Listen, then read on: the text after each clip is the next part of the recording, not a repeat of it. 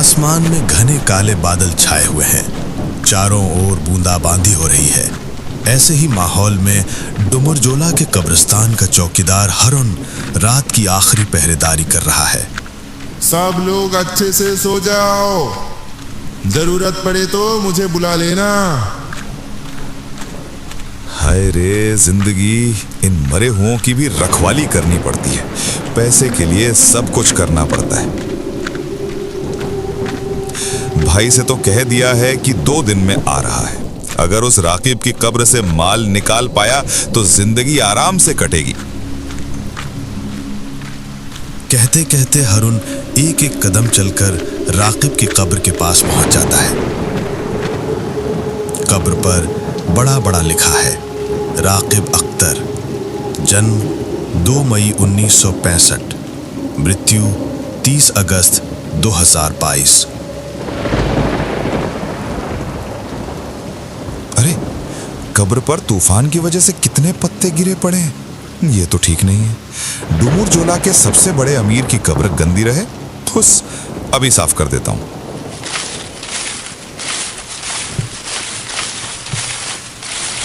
हरुन पत्ते साफ करने लगता है।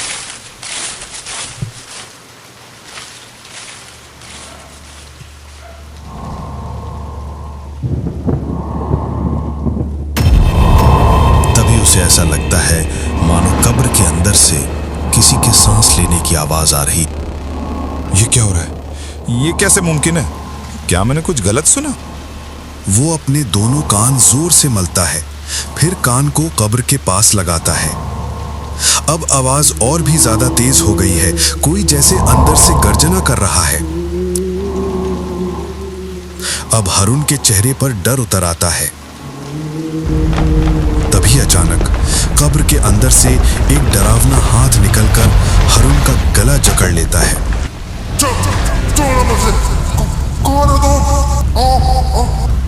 धीरे धीरे हरुन की आंखें बाहर निकलने लगती हैं, शरीर लाल पड़ने लगता है। वो पूरी कोशिश करता है खुद को छुड़ाने की, लेकिन कुछ काम नहीं आता। एक झटके में हरुन को खींचकर कब्र के अंदर ले जाया जाता है। फिर चारों ओर शांति छा जाती है। कब्र फिर पहले जैसी दिखने लगती है। बस राकिब के नाम की पट्टी पर हल्का सा खून का निशान उभर आता है। गांव के कुछ बुजुर्ग लोग एक चाय की दुकान पर बैठे हैं। बाहर हल्की हल्की बारिश हो रही है। इस बारिश में जो गड़बड़ हुई क्या बताऊं। इस बारिश में ही जाना पड़ा था उस विकासपुर। दुकानदार उनकी बात सुन रहा था। अब रुचि रोक न सका और पूछ बैठा, कुछ सुनने में आया कि कब्र खोदने में कुछ दिक्कत हुई, क्या मामला है? बताएं क्या। आज शाम को अब्दुल चचा का देहांत हो गया, तो उनके घर वाले और हम कुछ लोग मिलकर उन्हें डुमरजोला के कब्रिस्तान में दफनाने ले गए। लेकिन वहां जाकर देखा कि वो चौकीदार हरुन कहीं दिख ही नहीं रहा। क्या कह रहे हैं? वो तो सिर्फ चौकीदार ही नहीं था, बल्कि कब्र खुदाई का काम भी वही करता था। बहुत ढूंढा, लेकिन कहीं भी उसका पता नहीं चला। आखिर में मजबूरी में लाश को लेकर विकासपुर जाना पड़ा, वहीं जाकर दफनाया। अभी कुछ ही देर पहले लौटे हैं। हारून ने बिना कुछ बताए ऐसे कैसे गायब हो गया? हैरानी की बात यह है कि उसके कमरे में उसके सारे कपड़े और सामान वैसे ही रखे हैं। बिना कुछ लिए वो गया कैसे? इन्हीं बातों के बीच अंधेरे में गांव की कच्ची सड़क से एक आदमी धीरे धीरे चलता हुआ दुकान तक आता है।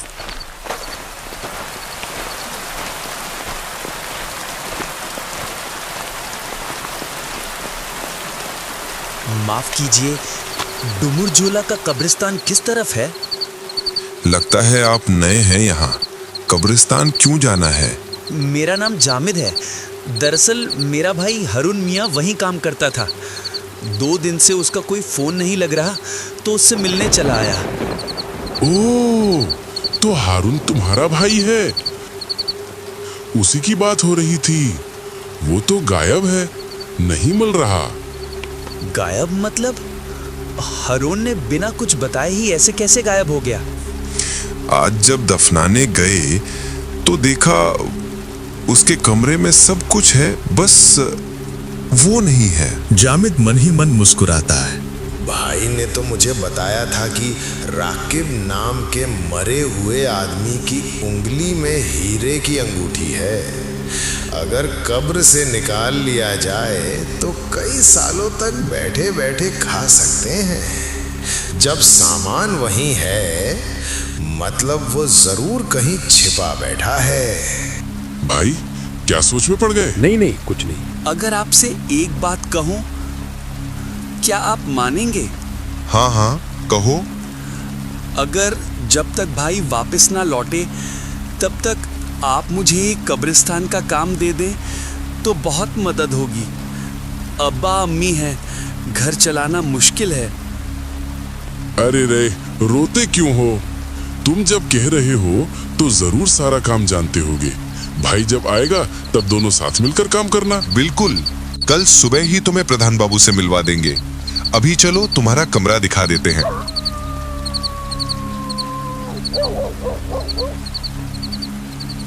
दोनों आदमी जामिद को लेकर कब्रिस्तान की ओर चल पड़ते हैं।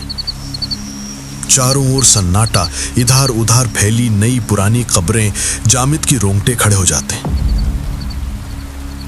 जामिद, ये रहा तुम्हारा कमरा। जामिद कमरे में जाता है, वहां भाई का सारा सामान पड़ा है। फिर मन ही मन मुस्कुराता है। भाई ने तो कमाल की योजना बनाई इन भोले गांव वालों के लिए। आज रात ही काम खत्म कर देना है। जामिद, क्या तुम्हें इतने मरे हुए लोगों के बीच अकेले डर नहीं लगेगा? नहीं, इसमें डरने जैसा कुछ नहीं। मैं संभाल लूंगा, आप निश्चिंत रहिए। तो फिर हम चलते हैं, सुबह मिलते हैं प्रधान बाबू से।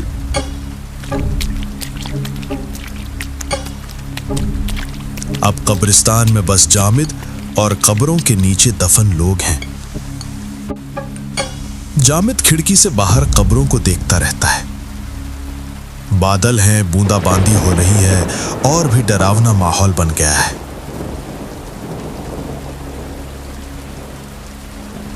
भाई यहाँ अकेले अकेले कैसे रह पाता था? काफी देर इंतजार करने के बाद भी भाई नहीं आता।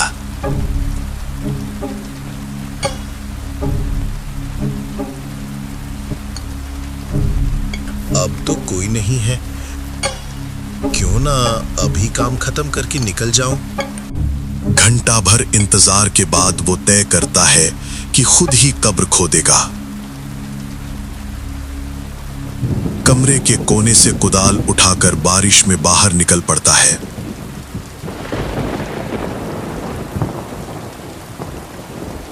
भाई ने कहा था राकिब मियां की उंगली में हीरा है। शायद पश्चिम की ओर उस इमली के पेड़ के पास उसकी कब्र होगी। जैसे बताया गया था, जामिद पश्चिम की ओर जाता है और एक कोने में राकिब अख्तर की कब्र देखता है। तो ये है राकिब मियां की कब्र। हीरा मिल गया तो ही जिंदगी बन जाएगी। वो पत्थर की कब्र को तोड़ना शुरू करता है।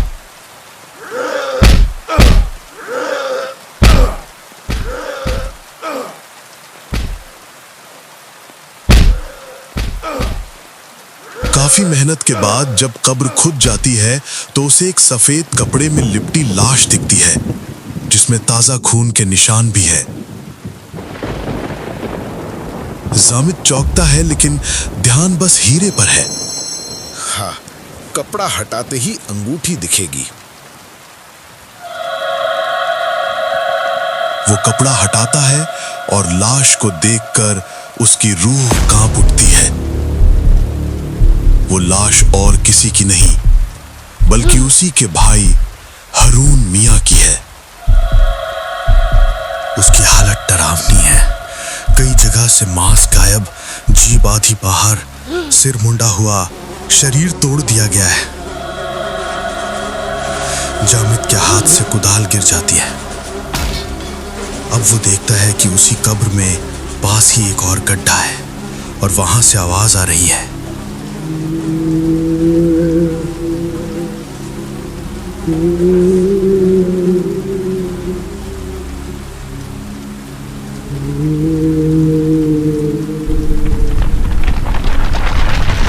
गड्ढे की मिट्टी हिलती है और एक सड़ा गला शव बाहर आता है।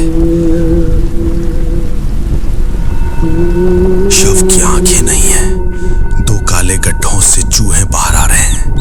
मुंह खुला है और उसमें कोई अनजाना कीड़ा रेंग रहा है।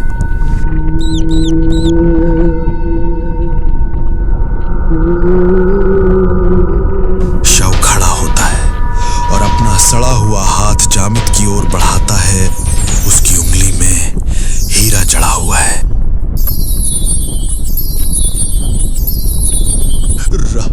राकीब अख्तर, राकीब अख्तर।